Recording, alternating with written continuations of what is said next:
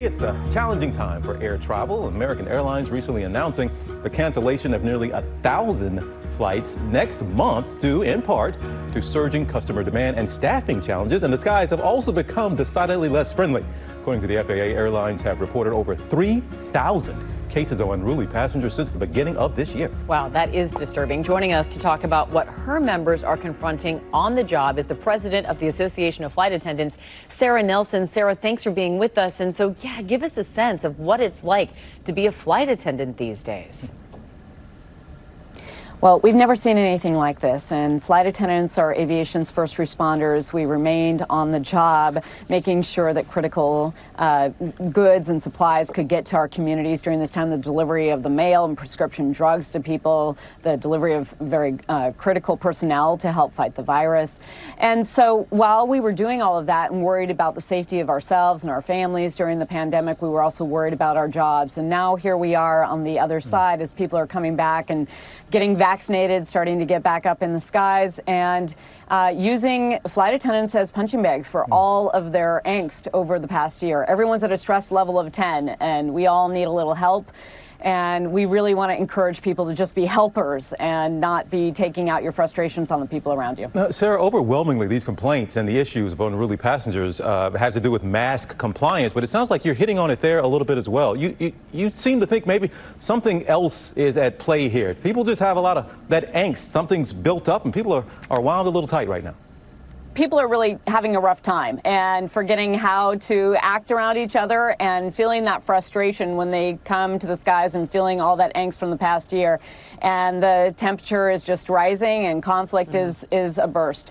And so they have been told that we are set up to be in conflict with each other in this country. And my experience as a 25-year flight attendant is that's just not true. We have incredible examples of solidarity on the plane when passengers work together and share each other's numbers at the end of a long flight.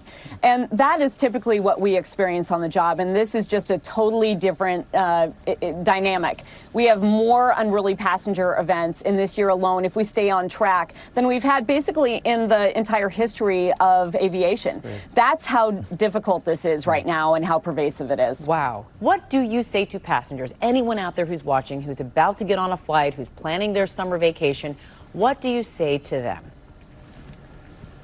Well, look, let's be really clear. First of all, there are deep fines and penalties if you act out on a plane. And we are there as aviation's first responders to keep you safe. So flight attendants give instructions like fasten your seatbelt, keeping your mask on. These are all things that we have to do to remain safe in aviation. So listen to our instructions, and we have to come to the door of the airplane with the spirit that we're all in this together. We all just have to follow the rules and get along and, make an extra effort to be a little more kind to each other. The other thing that I would say, just a few tips as we're getting back into the skies, make sure that you are packing an empty bag so you know exactly what's in that bag and you don't accidentally bring prohibited items, get held up at security, hold other people up, make the experience more difficult. And remember, too, that there's no smoking on planes. And you might also want to pack a peanut butter and jelly sandwich or something because not all the concessions are open yet in airports, and eating is a good thing to do.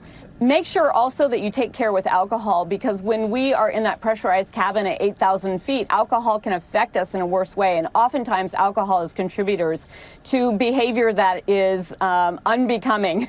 So make sure that you're watching out for that too. Sir, on that point, some airlines have cut back and some have stopped. Would you prefer airlines just for right now not serve alcohol on planes? We are recommending that airports and airlines pause alcohol sales for a period of time until we can get this under control. All right. Well, we certainly wish you and the people you represent the very best, and we are very grateful for all that you have done and continue to do there up in the air and when we're on the ground as well. President of the Association of Flight Attendants, Sara Nelson, thank you. Thank you. Well, hey there, GMA fans. Robin Roberts here. Thanks for checking out our YouTube channel. Lots of great stuff here. So go on, click the subscribe button right over here to get more of awesome videos and content from GMA every day, anytime. We thank you for watching, and we'll see you in the morning on GMA.